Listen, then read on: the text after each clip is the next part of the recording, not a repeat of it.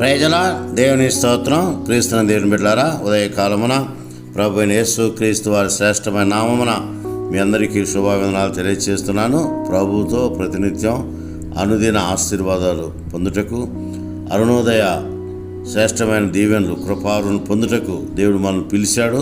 అందుకనే అరుణోదయ ఆశీర్వాదాలు పొందుటకు వచ్చిన మీ అందరికీ కూడా ప్రభునామన హృదయపూర్వక వందనాలు తెలియజేస్తున్నాను. దేవుని వాక్యాన్ని ధ్యానం చేసుకుందాం. గమనించండి, భక్తుడైన పౌలు ఎఫెసీయులకు రాసిన పత్రిక 6వ అధ్యాయము 1వ వచనం చివరి భాగం చూద్దాం. సంపూర్ణులగుటకు సాగిపోవుడి అని భక్తుడు తెలియజేస్తున్నాడు. ఎందుకంటే ఇక్కడ కొన్ని విషయాలు మనం గమనించాలి. నిర్జీవ క్రియలను విడిచి, మనము నిర్జీవ క్రియలు అంటే జీవం లేని క్రియలు మనము కొన్ని చేస్తున్నాము కనుక వాటిని వదిలివేయాలి. నిర్జీవ క్రియలను విడిచి మారు మనసు పొందుటయు కనుక మారు మనసు పొందాలి. మార్పు లేకుండా క్రైస్తవ జీవితము దేవునికి ఇష్టం కాదు. కాబట్టి దేవుని బిడ్డలారా గమనించండి, మారు మనసు పొందాలి. మారు మనసులో పాప క్షమాపణ, మారు మనసులో పశ్చాత్తాపము, మారు మనసులో దేవుని యందు స్థిరమైన బలమైన నమ్మిక ఉంచే తీర్మానం ఎంతైనా ముఖ్యమని దేవుని బిడ్డలారా జ్ఞాపకం చేసుకో. అందుకనే నిర్జీవ క్రియలను విడిచి మారు మనసు పొంది దేవుని యందలి విశ్వాసమును, దేవుని యందు మనము నమ్మిక లేక విశ్వాసం ఉంచాలి. దేవుని యందు విశ్వాసం ఉంచితే దేవుడు మేలు చేస్తాడు. గమనించండి, మరి విశ్వాసం లేకుండా దేవునికి ఎవరిష్టలై ఉండుట అసాధ్యం.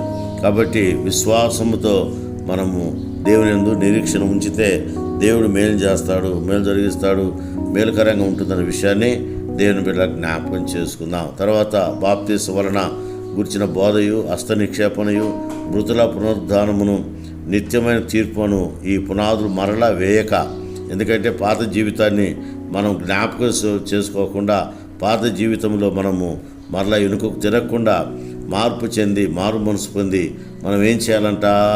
దేవుని యొక్క మహాకృపను చూసి క్రీస్తుని గురించిన మూలోపదేశములు అన్ని మానేసేయాలి.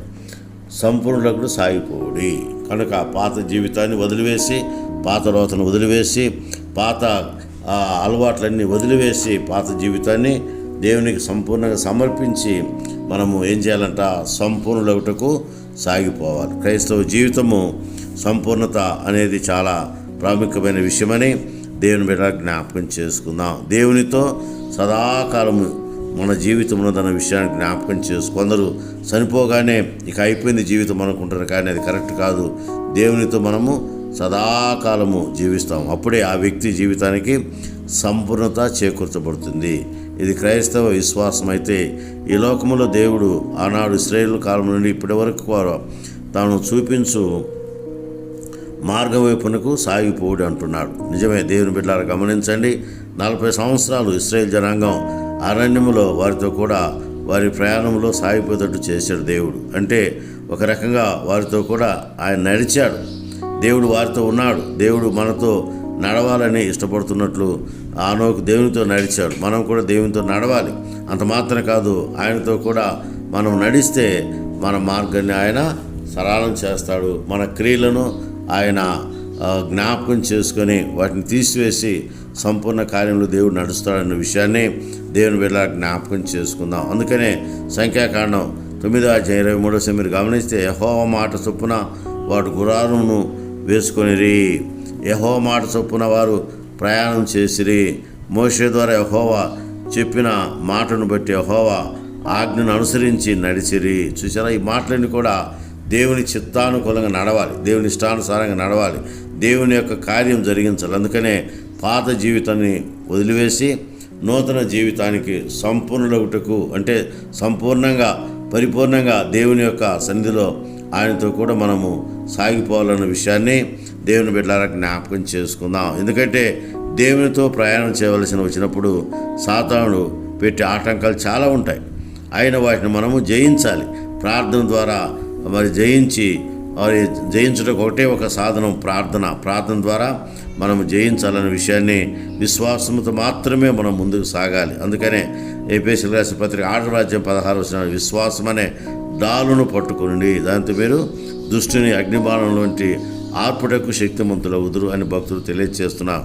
నిజమే దేవుని బిడ్డ గమనించండి, ప్రతి క్రైస్తవ విశ్వాసికి సంపూర్ణతలో సాగిపోటకు విశ్వాసయుతమైన ప్రార్థన ఎంతైనా అవసరమని దేవుని బిడ్డలారా జ్ఞాపకం చేసుకుందాం. ప్రార్థన అవసరమని చూస్తున్నాం. అందుకనే యెషయా గ్రంథం 54వ అధ్యాయము 2వ వచనం గమనిస్తే, నీ నివాస స్థలముల తెరలు నిరాటంకముగా సాగిపోము.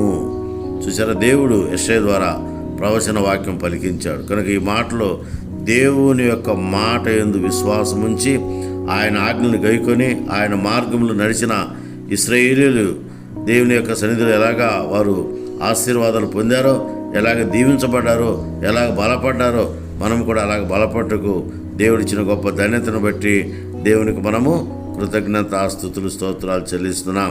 యెషయా గ్రంథం 26వ అధ్యాయం 12వ వచనం గమనిస్తే, యెహోవా నీవు మాకు సమాధానము స్థిరపరచుదువు, నిజముగా నీవు మా పక్షమున ఉండి మా పనులన్నింటినీ సఫలపరుచుదువు అని ఈ గొప్ప నమ్మకంతో మనము ముందుకు సాగాలని దేవుని బిడ్డలారా జ్ఞాపకం చేసుకుందాం. దేవుని బిడ్డలారా నిజముగా నీవు మా పక్షమున ఉండి మా పనులన్నింటినీ సఫలపరచుదు అని భక్తులు చెప్పినట్టుగా ఆ నమ్మకంతో మనం ముందుకు సాగితే దేవుడు మేలు చేస్తాడు, మేలు జరిగిస్తాడు, మేలు కార్యాలు దేవుడు జరిగించేవాడు, శ్రేష్టమైన దీవెనలు ఇస్తాడని దేవుని బిడ్డలారా జ్ఞాపకం చేసుకుందాం. ఒక వ్యక్తి జీవితంలో, కుటుంబ జీవితంలో, సంఘములోనైనా గొప్ప కార్యాలు చూడాలంటే దేవుని ఆజ్ఞకు లోబడి సాగిపోవాలి.